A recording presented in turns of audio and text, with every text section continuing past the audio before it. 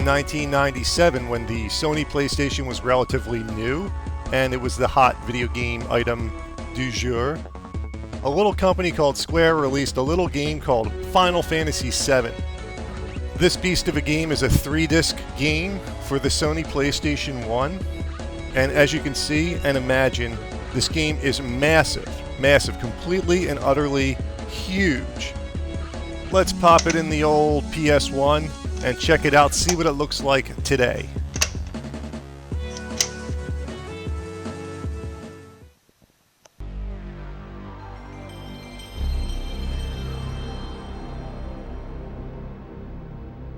Now, I remember when this came out, the day it came out, one of my roommates, I did have 2 roommates at the time, one of my roommates, the one who had the PlayStation 1 console, came home with this game. And he and my other roommate continued to play this game from the day it was released for 12 to 14 hours a day for days on end. Well, maybe that's a little bit of an exaggeration, but every time I came home from work, they were playing the game. And every time I left for work in the morning, they were playing the game. And this game utterly sucked them in. And even though I was a huge video gamer back then, and still am today, but I was a huge video gamer in the household, I didn't really care for this game that much. And it wasn't until a few years later that I gave it a shot again, and I said, oh my god, this game is massive and brilliant. I think my problem with this game was when I first saw it, my roommates were already about 10 or so hours into the game, and I only saw from like the 10-hour mark on and bits and pieces, and it just seemed a little too complicated for me, and it just didn't catch my interest. And then sometime later I came across a copy of it, might have been a year or 2 later, and I decided to give it a shot, and I was blown away. This game is brilliant. It was brilliant then, and it's brilliant today. Now, some people consider this the greatest video game of all time, or at very least, the greatest RPG game of all time. And I don't know if I could go that far as the greatest video game of all time, but it's certainly up there in the top 5 of video games ever created.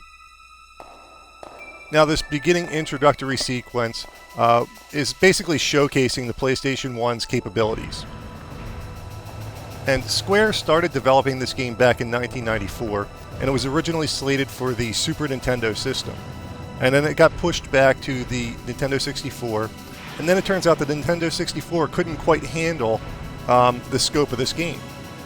So Square went right on and pushed it up to the PlayStation console.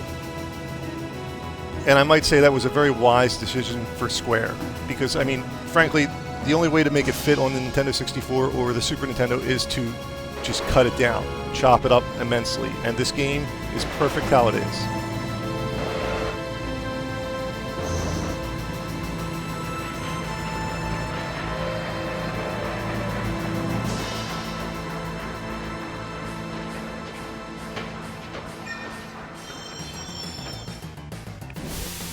I'd like to take a moment to mention the soundtrack of Final Fantasy VII, and it is, quite frankly, it's brilliant. It fits the mood and tone of the game perfectly. It is expertly composed, and quite frankly, it is one of the most memorable video game soundtracks I've ever experienced. You can actually purchase the audio CD of the soundtrack of this game, independent of the game itself. And in Japan, there's regularly concerts, full orchestra concerts, showcasing the music of this game. Now, right here we see a very brief beginning battle sequence to get you oriented with the game and how the battle system works. It's quite straightforward if you're a fan of RPG games. There is an active timing system. You have a time meter to the far right, and that has to build up before you can actually make a move. So it's a relatively interesting method of battle scenes, and brings a definite element of strategy to the combat sequences in the game. Now, something else I'd like to mention in this review is the storyline. The storyline is, quite frankly, it's engrossing. It really pulls you into the world of Final Fantasy VII. and it's done beautifully. Now there are a few complaints that the actual storyline text didn't translate so well from its original Japanese. I didn't really find that the case. You might find a couple of typos here and there, but in general, I think it's quite easily understood what's going on, and quite frankly, it's a beautiful storyline. We see an almost like a sci-fi-esque role-playing game set in like some kind of dystopian future that is, it's not boring, and it's not filled with those, sci-fi cliches. In fact, I find the storyline one of the most endearing parts of the entire game. It's what keeps the experience well worth playing several years later. I mean, when a game is first released, you're usually first wowed by the graphical capabilities of the game and, production values like that. But after 10 years plus of time, those graphics become old and stale, where the storyline actually endures. Storyline and gameplay are two things that endure in a classic game once it gets past a certain age. And if a game doesn't have either A, good storyline, or B, excellent gameplay, then it's destined to be, just a curiosity or, unplayable in the future. Now, while I'm on the subject of graphics, this game is, beautifully rendered for the PlayStation 1, and I'll leave it at that. I mean, the background scenery is absolutely wonderful. The characters appear blocky and polygonish, but that's typical of the PlayStation 1 and its limited capabilities. So to recap everything, Final Fantasy VII, in my opinion, the best Final Fantasy game ever made, and one of the best role-playing games ever made, if not the best role-playing game ever made. Period. In the storyline department, it is, absolutely tops. This game has a brilliantly crafted storyline. As far as gameplay is concerned, also, it's top-notch in my book. Some people complain that the gameplay is a little they should have allowed more than 3 characters in your party, things like that. That is, that doesn't affect me either way. I didn't find it all that limited that you could only have 3 players in your battle party. But the active time battle setup is definitely fun and interesting.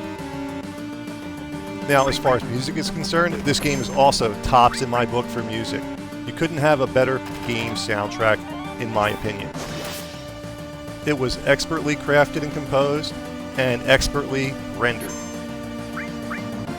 And last but not least is the graphics department. The graphics, while very dated and very PlayStation 1-esque, because frankly it's on the PlayStation 1, I find it, beautifully rendered backgrounds really add to the richness of the game. Now, the main characters and enemies and all that stuff are rather blurry, blocky kind of concoctions.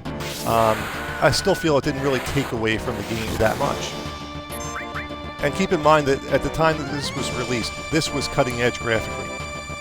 So if you have a PlayStation 1 game collection, this game should definitely be on your radar, and you should make an effort to put it in your collection. Although not a rare game, this game is extremely popular and demands a very high price tag. In fact, a used copy of this game roughly runs the price of a brand new game for your PlayStation 3. And when you put it in that perspective, it's an excellent buy. Now, if you'd like to pick up Final Fantasy VII for the PlayStation, I do have a copy available at my online video game store, link in the description box. I'm Dommy from Classic Games Revisited. Until next time.